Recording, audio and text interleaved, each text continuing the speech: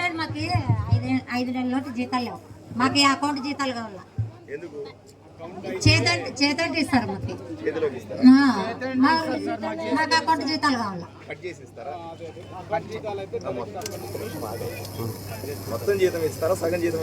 ఏమో ఒకరికి 8,000 ఇస్తాడు, ఒకరు మొగలకి 11,000 ఇస్తాడు, కొంతమందికి 6,000 ఇస్తారు.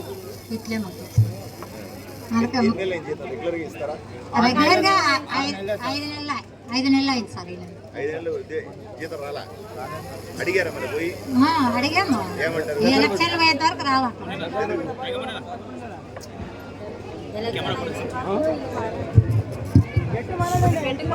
ఇప్పుడు ఇక్కడ మహిళలంతా వచ్చి మేము పంచాయతీలో పనిచేస్తా ఉన్నాం, పంచాయతీ వర్కర్లకు అందరికీ కూడా కాంట్రాక్ట్ బేసిస్ మీద తీసుకొని ఉంటారు. బహుశా జీతాలు సరిగా ఇవ్వట్లేదు, 5 నెలలు 6 నెలలు అయింది జీతాలు ఇచ్చి అంటా ఉన్నారు. దారుణం ఇది. రెండవది, జీతాలు కూడా క్యాష్ రూపంలో ఇస్తా ఉన్నారు. ఒకరికి 11,000 ఇస్తారు, ఒకరికి 6,000 ఇస్తారు, ఒకరికి 7,000 రూపాయలు ఇస్తా ఉన్నారు. ఇదెక్కడ అన్యాయం? మాకు ఎవరికి తెలియకుండా మా జీతాల్లో కమిషన్లు కొట్టేస్తా ఉన్నారు అని మహిళలు చెప్తా ఉన్నారు. ఇంతకంటే దారుణం ఇంకా.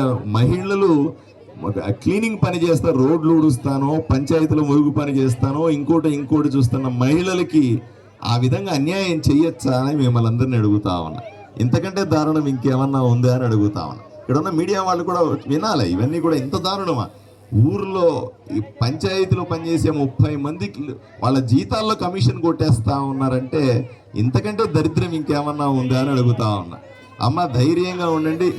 మీకందరికీ కూడా కాంట్రాక్ట్ బేసిస్ కింద ఎవరికైనా సరే 13,700 రూపాయల జీతం తప్పనిసరిగా ఇవ్వాలి.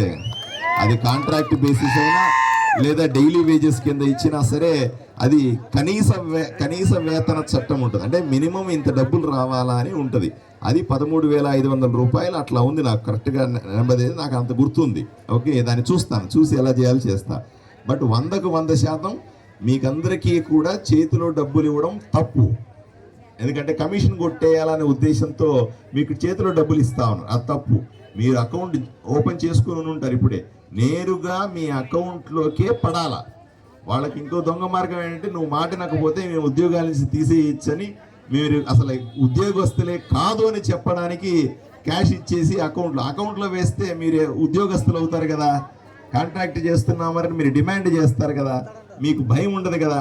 మిమ్మల్ని ఏదో రకంగా భయపెట్టి, ఏదో రకంగా మీరు ఒత్తిడి చేసి, ఏ రోజైనా సరే నేను ఉద్యోగాల నుంచి తీసేస్తాను అని భయపెట్టడానికి అలా డబ్బులు ఇచ్చి, అది మొత్తం డబ్బులు ఇస్తున్నారంటే అది కూడా లేకుండా దాంట్లో కమిషన్ కొట్టేసి ఈ రకంగా చేస్తా ఉన్నారు. మీరు ధైర్యంగా ఉండండి. ఇన్ని రోజులు బాధ భరించారు, నాకు అర్థమైంది. 15 రోజులు ఓపిక పట్టండి. 15 రోజులు నేను ఎమ్మెల్యే అయిన వెంటనే మిమ్మల్ని అందరినీ కూడా రెగ్యులర్గా అకౌంట్లో డబ్బులు పడేలాగా, పూర్తి జీతం పడేలాగా చేస్తా. సరేమ్మా?